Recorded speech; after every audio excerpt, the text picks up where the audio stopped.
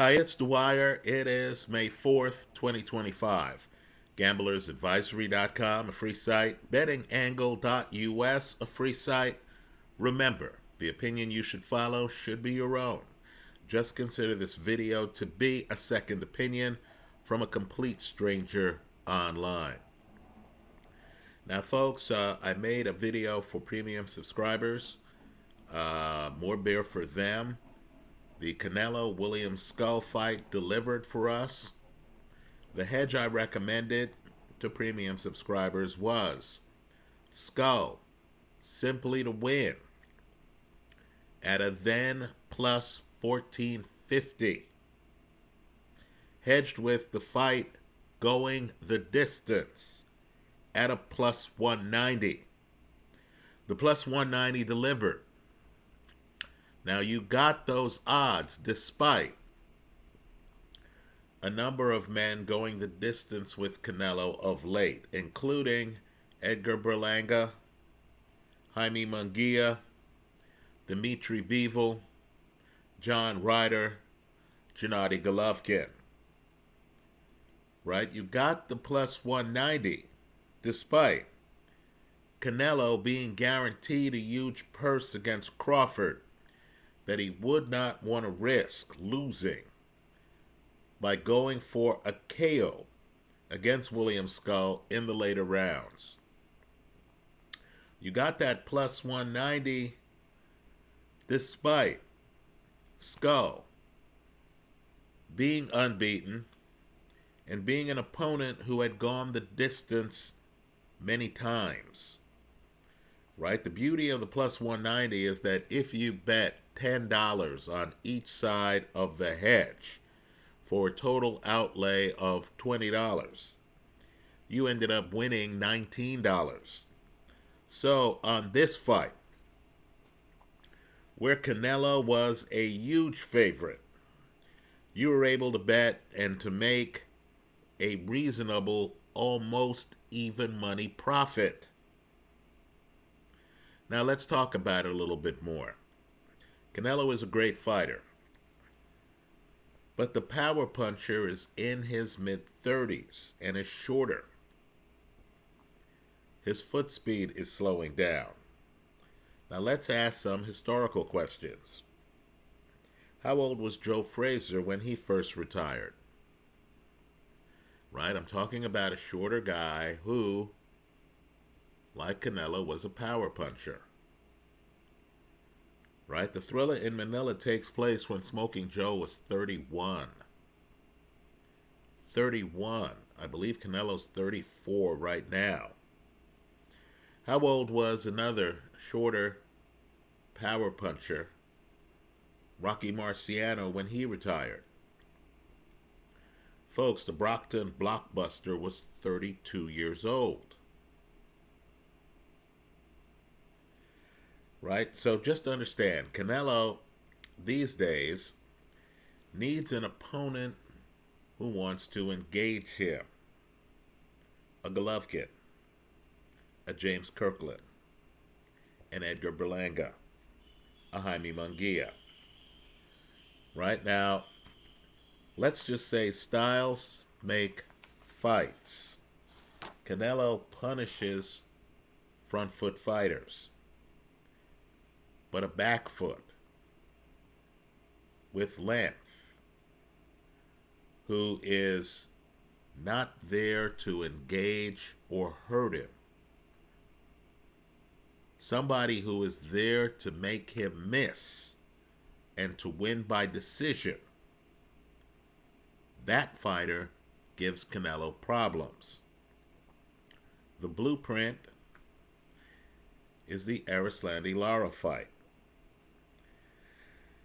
Now, I believe, and let me say to the public, you and I are going to disagree on things, and that's okay.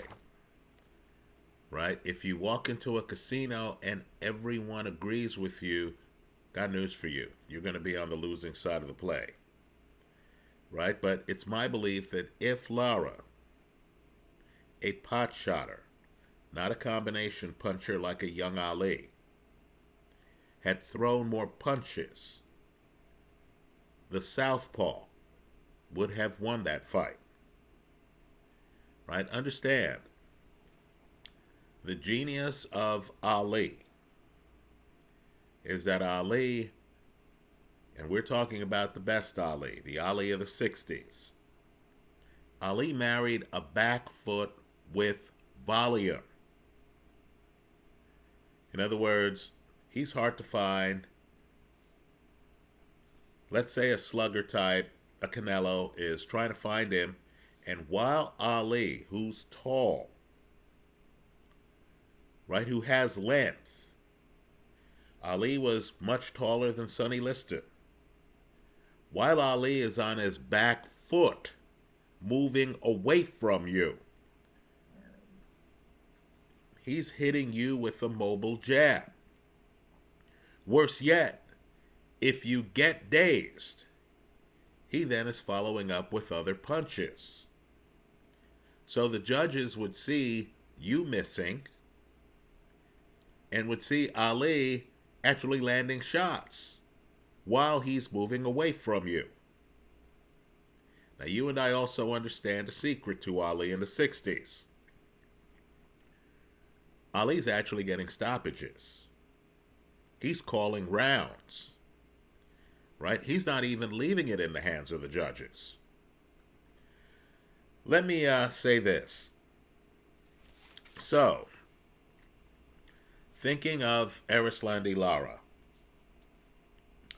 just understand that Canelo lost to Dimitri Bivol, who was back foot.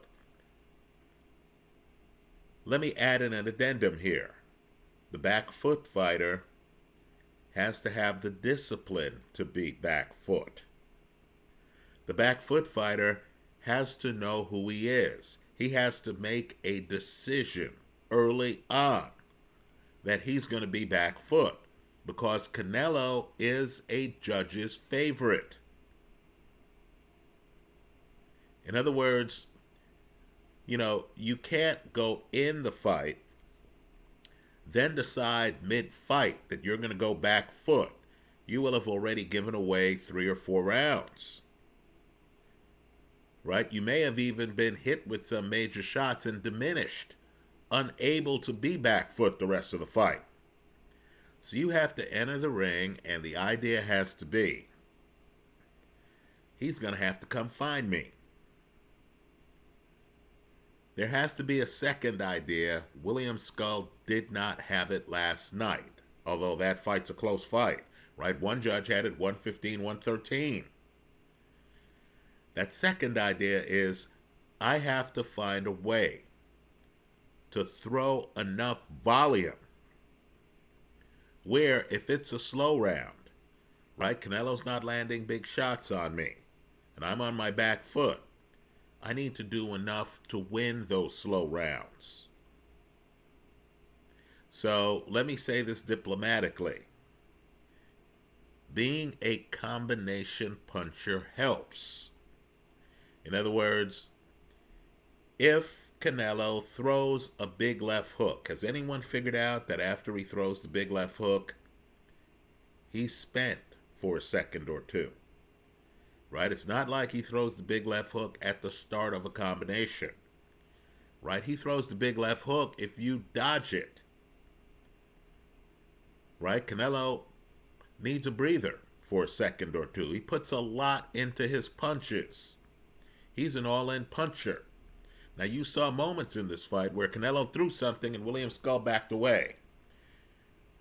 What Scull needed to do, and I want people to think Ali, because that's a blueprint guy, is anytime there was a lull in the action like that, Scull needed to then jump in the pocket, throw a flurry. Right? It needed to be the kind of thing where after the fight, you're looking at the CompuBox numbers, and you think to yourself, wow, Scull landed more shots than Canelo in that round. Right? That's what you need as a dynamic. So let's talk about, other than Lara and Bivol, let's talk about other troublesome fights Canelo had. Some of these involve sluggers who decided to fight on their back feet.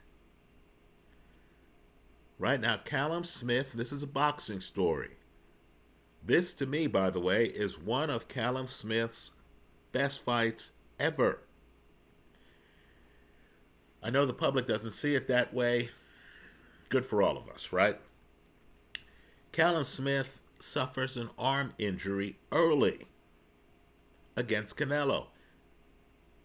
Smith, who's unbeaten at the time, out of necessity, with a knockout puncher in front of him, is forced to go on his back foot.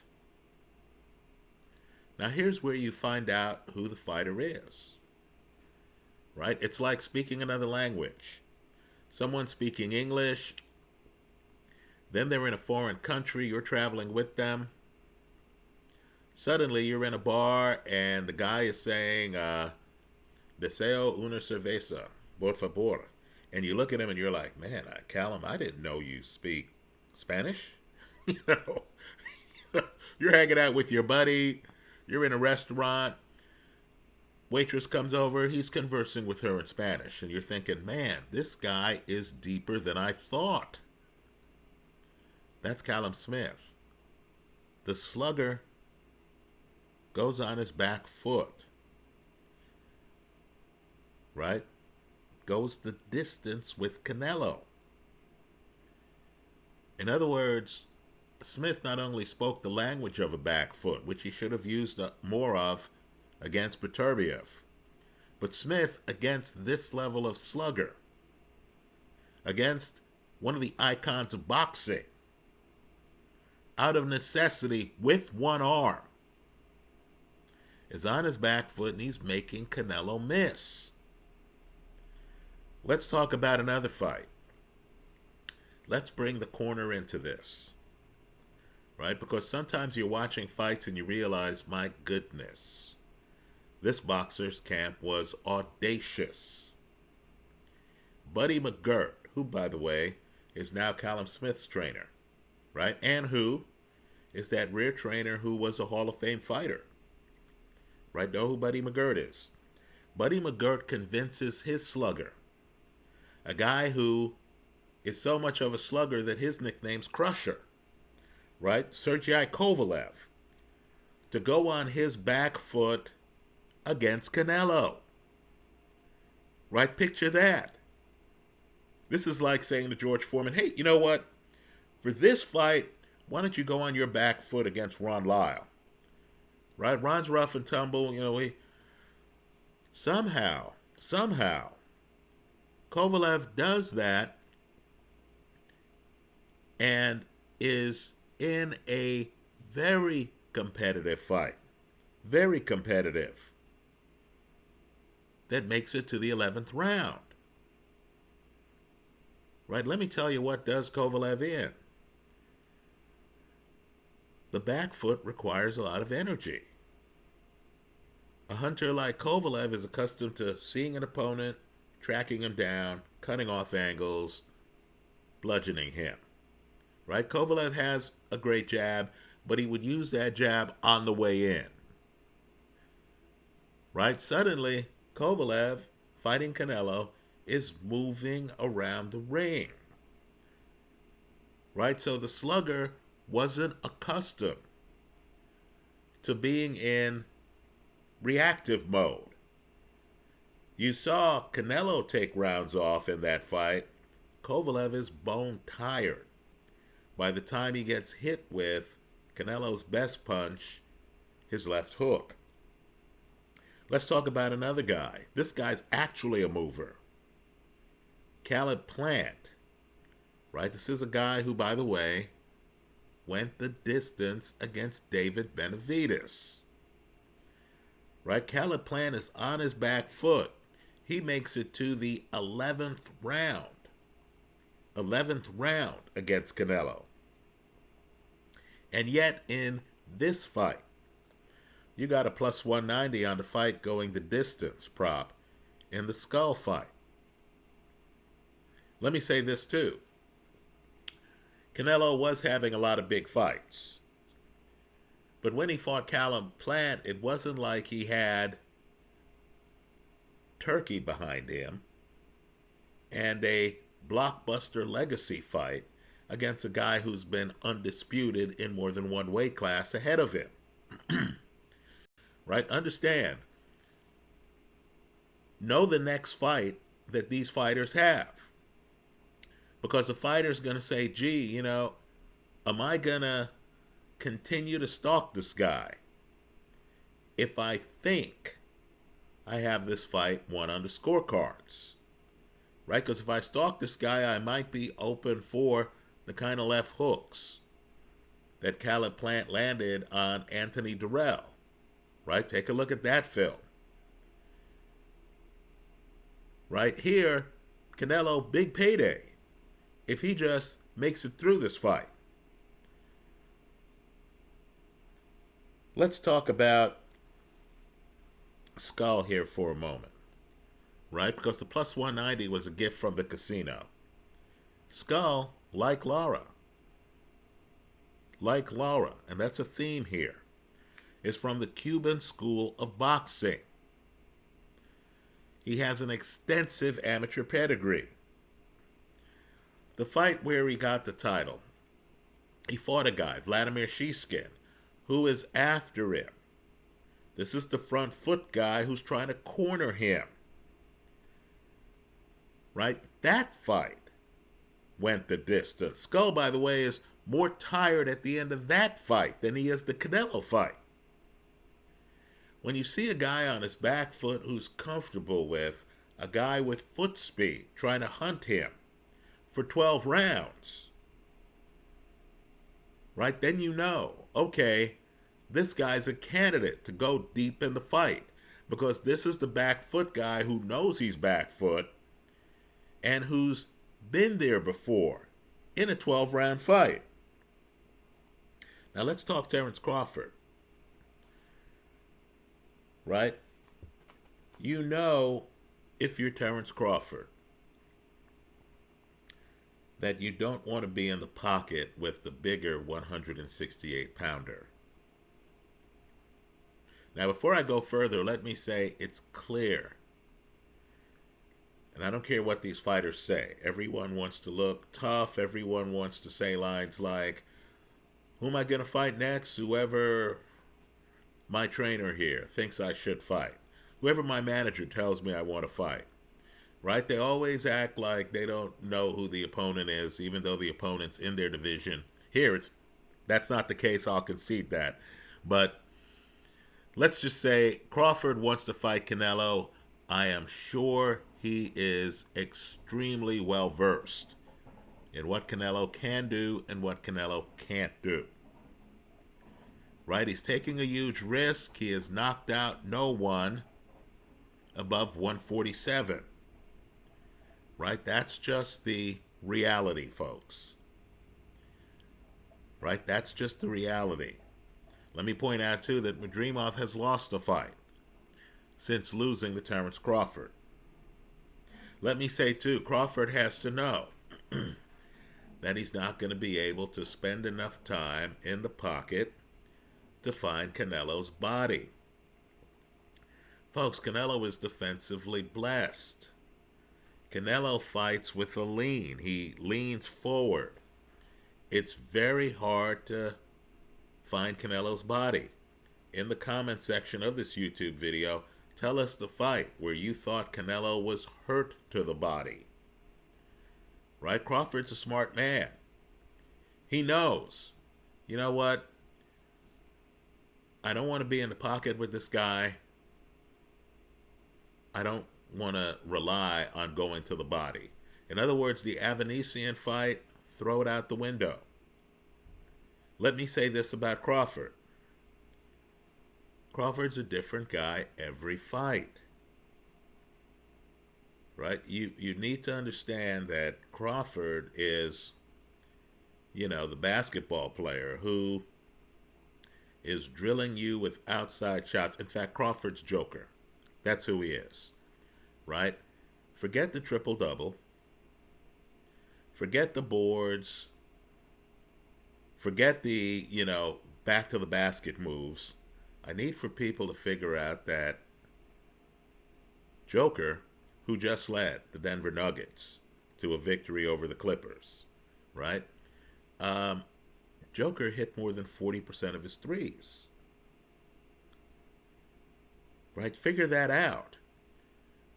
Joker, 1.8 steals a game. That's who Terrence Crawford is. You see Crawford, he has his back to the basket. He's doing these little, spin moves and hooks, and you think, oh, that's his game. If you ever reach the conclusion after seeing a few Crawford moves that that's his game, you don't know who the fighter is. Right, folks? This is the deliberate stranger. Right? Think it through. Right? So let me just say this. Not to say that Crawford's Ted Bundy, but you understand what I'm saying. There's a part to Crawford that you don't know. Right? Let me also point out, too, that one of the premier young American heavyweight fighters is Richard Torres. He happens to be a friend of Terrence Crawford's. The two guys were wrestling one day. Now understand, Torres is today one of the best athletes in the heavyweight division. Right? This is a guy who, in my opinion, is a bit too front foot heavy. But this is a guy who's rough and tumble in the pocket. Crawford won't comment on it. Richard Torres, the heavyweight, claims that Crawford beat him in wrestling. Crawford's core is that strong. Now let me just say, Crawford knows that Canelo has ring coverage on his left hook. Now that's important because he doesn't have the same level of ring coverage on anything he throws with his right hand. So Crawford is going to be outside. Let's figure out that Crawford-Canelo fight. Crawford's going to be outside, and he's going to be prepared for the Canelo left hook like Rolly Romero was prepared this weekend for the Ryan Garcia left hook. Right? Different punches. Garcia's is short, compact, up front. Canelo is a Larry Holmes guy. Right? Larry Holmes talks about how he liked to throw jabs from his waist because his opponent couldn't track it. Canelo's left will sometimes be below his waist when he starts to throw it. Right? Look at how low the Canelo left hook was. That effectively ended the Kovalev fight. Let me say this too. Controversial statement, given that Crawford's the older fighter. But Crawford also knows that he's the better athlete than Canelo. What do I mean by that? I mean, there's something in the side of the room.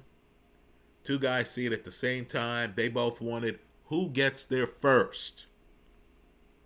I believe the answer is Terrence Crawford. Now, the fight Crawford is going to fight, in my opinion, and we're just speculating here, right? The future's always uncertain. But the fight Crawford's going to fight against Canelo is the fight he fought against Freddie Roach's Victor Postol. Now, Postol, excellent fighter. In my opinion, Postol's one of the best fighters Crawford ever fought. In my favorites folder right now is a clip of the highlights of that fight. Folks, if you've watched Crawford against Errol Spence, Crawford against Madrimov, Crawford against Avanesian, you're going to look at the film. It's a film from, I believe, 2016 or something like that. You're going to look at the film. You're going to see a guy who looks like Crawford. But yet, that fighter's going to be unrecognizable. Crawford is outside being Ali. He's just bouncing outside. Right? He has the timing down. Right? Crawford, southpaw. He's bouncing around. He's a back foot southpaw fighter in that fight. He's a southpaw version of Ali. His game in that fight is to catch Postal while Postal is on the move. In other words, the Crawford, who's pocket-centric against Avanesian, doesn't exist in this fight. Right? This is a guy who is fighting like, dare I say it, younger Erislandy Lara. Right? So he's outside. But he's more efficient than Lara. He realizes that he needs to prove to the judges while he's outside moving laterally that he's landing shots. Right? So he is throwing power shots on the move. Right? Outside of the pocket as Postal tries to find him. Crawford is beating up Postal while the fight's in transition. Had Crawford been William Scull yesterday, right, Crawford would have prioritized not just making Canelo miss, but countering Canelo. Now, I'm a boxing traditionalist. For me, weight classes matter. Right now, I do believe that great fighters can gain weight. Right, Ray Robinson against Joey Maxim. Understand how preposterous that fight was. Ray's a middleweight. There is no 168-pound weight class. The guy he fights, Joey Maxim, is the light heavyweight champion, and he's in the Hall of Fame today. In other words, you know, Ray Robinson, and I believe, by the way, privately, no one's going to just tell you this, but I believe Ray Robinson has motivated many. Right? Bernard Hopkins, who was talking retirement, was at 160. He, didn't look good in a couple of fights. On the way out, what does he do? He jumps to 175 to fight Antonio Tarver. Right? I believe Terence Crawford is a student of boxing, and he understands, okay, what did Ray Robinson do before he left the sport the first time? Sadly, it's a boxing story. Robinson comes back, and he's fighting rough guys, right? On his return, right? He's fighting rough guys. But understand, I'm sure, the thought process with Crawford is, just like Robinson, I need to know, can I beat Canelo? Right? Crawford has seen Canelo struggle against a southpaw mover in Erislandy Lara. Right? So I'm sure Crawford is coming in and he's not going to make the mistake a Berlanga or a Munguia made. Right? They came in. The idea is, I'm bigger than Canelo. I can hurt Canelo in the pocket. Let me avoid the left hook. Let me be up close. Let me land some big short punches. Right? Those fighters find out that Canelo's defensively blessed. Right? Those fighters find out that in the pocket, you're not going to find Canelo's body. Canelo's harder to hit than you are. Right? Canelo's a power puncher. Canelo can shorten his shots. He doesn't have to hit you with a long left hook to take you out. Right? No, I believe Crawford's path is going to be the back foot path. The problem is, we saw Canelo practically run over to Jermell Charlo when they fought. You saw the weight gap in that fight. The other problem is the structure. The infrastructure is not there for Crawford. Right? Crawford, huge fan base in Nebraska. He has never been the box office king, the cash cow that Canelo has been. Right? You heard Effie Ajaba after his fight against Martin Bacoli. Someone came up to him and said, "Hey, man, do you want a rematch?" Basically. And Ajaba's response was, "Only if it's in the United States." Right? Ajaba felt that the scoring, that fight was ruled a draw. I thought Ajaba jumped out to a lead. We'll talk about that fight in a different video, right? But the bottom line is the location of fights matter, right? I believe there's something called a location fight, where you see a fight, Andy Ruiz, Joe Parker, and you think to yourself, well, if this fight were in the United States, Andy Ruiz wins the fight. But the fight wasn't. That fight was in New Zealand. I'm not saying anything's rigged. I'm just saying be aware of the politics. If I told you that Terence Crawford is going to try to beat Canelo on his back foot in Las Vegas, right? Many people are going to say, whoa, that's a mountain too high to climb.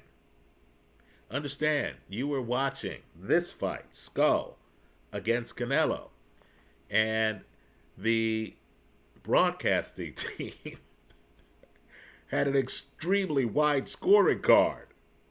And you thought, what fight are they watching?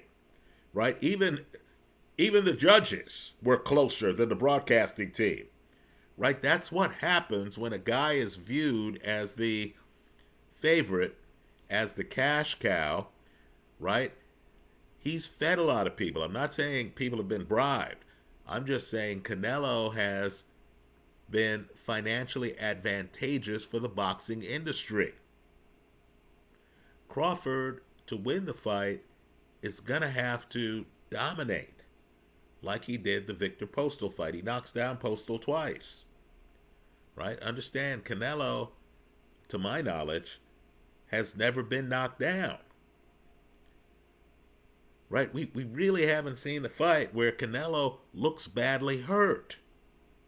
If Canelo is upright and he keeps running at at Terence Crawford, and if his mindset is, I've been hit by Jaime Munguia, I've been hit by Kovalev, I don't think Terence has the power to drop me, because that clearly was his mindset when he fought Jermell Charlo. Right? If Canelo decides, hey, I'm going to run up to this guy, I'm going to force him to engage me. If Canelo can take that last step, and understand, he was unable to take it against William Scull. Right? He couldn't quite find Scull. Scull's always moving, and Canelo was baffled. Right? Well, Crawford now is in his later 30s. He's on the other side of 35. Is Crawford going to be able to move like Scull for 12 rounds? And to do so in a way where he's landing shots on Canelo? Right? I don't think Crawford is the kind of guy who believes in moral victories. Just my read on him. I don't know Crawford. I'm just a fan like everyone else. But my read on Crawford is he would not take this fight if he didn't fully believe he can win the fight. Right? Understand the Crawford approach here. I don't believe there's a rehydration clause. Crawford doesn't want to give Canelo any alibis. Crawford wants a win where we look at it and we say, well, Crawford won. Right? So I have no doubt that Crawford, looking at film, expects for Canelo to come after him like he came after Jermell Charlo. Right? Crawford, it's hard enough to fight a slick boxer. It's hard enough to fight an Ali. As we're finding out in this Usyk era, fighting an Ali who is a southpaw is even harder. Folks, I believe that's who Terence Crawford right? The body snatcher who took out Avanesian's body. I believe Crawford's going to show up. He's going to be unrecognizable by the second round. I believe he's going to try to be an Usyk. In other words, a southpaw who is going to try to make you pay when you overextend yourself. Let's remember the standing 8 round of the first Fury Usyk fight. Right? I just think Canelo hits too hard, has too much experience at 168, can take a better punch than Crawford. Not because there's anything wrong with Crawford's chin, it's simply the reality that Crawford's been hit by 140-pounders and 147-pounders, and Madrimov in a very competitive fight at 154. Right? Crawford hasn't had to deal with getting hit by Kovalev. Right? Canelo has. Berlanga, Canelo has. Right? I just think that, Crawford can land some of the shots that dropped Postal. By the way, the first knockdown in that Postal fight is so sudden and well timed that you almost miss it. Postal's knee hits the canvas. Crawford points it out to the referee. Even the ref seems a little bit shocked at the suddenness. Right? Against Canelo, against the guy who is 168, right? Crawford made his bones at 147. I wonder what happens if Crawford lands that home run shot. Quick, crisp counter while moving. And Canelo takes it. Right? What's Crawford's plan B? If Canelo can take Crawford's quick, sudden power shots, what happens next? Right? That's the question. Crawford isn't the freak athlete that Roy Jones was. Right? Roy Jones went up to heavy. He fought John Ruiz. Jones is just too damn fast. Right? Crawford can be sudden, but he can't be fast in a sustained manner like Roy Jones. Right? So Crawford's going to have to, in a analytical, systematic way, find opportunities to land home run shots on Canelo with a mobile pocket like he had with Postal. Right? He can't stay in the pocket and trade with Canelo. Maybe that's why Crawford's open to no rehydration clause. Right? Crawford's thinking, hey, I want this guy having dessert. I want this guy weighing more than he usually does. Because my game isn't a pocket game. My game actually involves forcing him to move around the ring.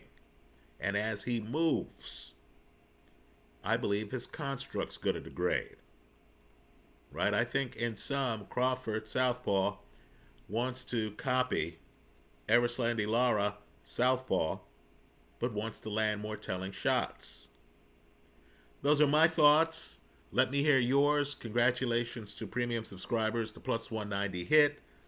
I know the world's a little bit surprised that this fight went the distance. That's good. More beer for us. Those are my thoughts. Let me hear yours in the comment section of this YouTube video. Thanks for stopping by.